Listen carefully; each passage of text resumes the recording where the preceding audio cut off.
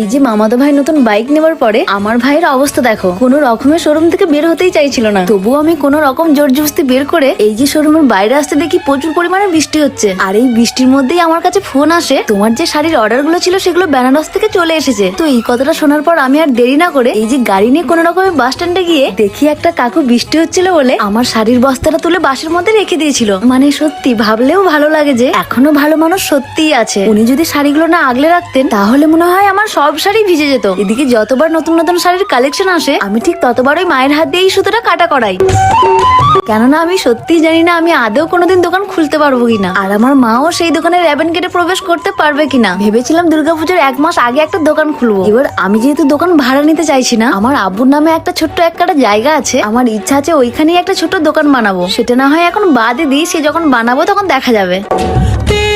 তবে এইবারের কালেকশনটা আমার কাছে একটু বেশি ইম্পর্টেন্ট, কেননা কয়েকটা বোন তার বিয়ের জন্য আমার কাছে শাড়ি নিতে চাইছে, এক কথাই লগন করতে চাইছে। আর ওই বোনগুলোর আবদার নাকি সবচাইতে বেশি এই শাড়িটা।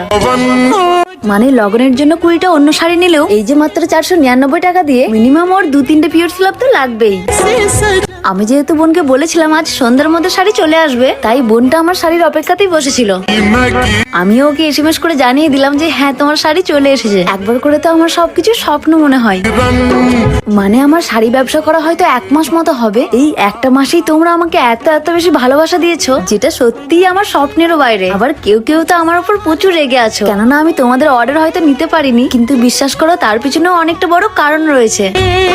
আর আমাকে অনেকে এটাও বলেছে যে তুমি শাড়িগুলোর দাম একটু ভিডিওতে বলে দেবে। আসলে আমি আগেও বলেছি, আবার এখনো বলছি, আমি বাকিদের মতো সুন্দরভাবে কথা বলতে পারি না, ওই জন্য ঠিক মতো দেখবে আমি শাড়ির ভিডিও দিতে পারছি না। আমার কাছে যে শাড়িগুলো আছে সেগুলোর কোয়ালিটি বা সেগুলোর আসল জিনিসগুলো যদি আমি তোমাদেরকে তুলে ধরতে পারতাম, তাহলে সত্যি হয়তো আরো অনেক মানুষ আমার কাছ থেকে শাড়ি নিত। এবার আমি এক একটা করে যদি শাড়ির দামগুলো বলতে যাই তাহলে বিশ্বাস করো ব্লগটা বড় হয়ে যাবে। তাই আমি শর্টকাটে তোমাদেরকে বলে দিচ্ছি, আমার কাছে 499 টাকা থেকে শাড়ি শুরু হচ্ছে আর শেষ হচ্ছে তোমার 2000 টাকার মধ্যে। তো তোমাদেরও যদি কোনো শাড়ি পছন্দ হয় তাহলে স্ক্রিনে আমি নাম্বার দিয়ে দিয়েছি, তোমরা আমাকে মেসেজ করতে পারো। আর হ্যাঁ, যে কোনো জায়গা থেকে কিন্তু অনলাইন ডেলিভারি অ্যাভেলেবেল আছে।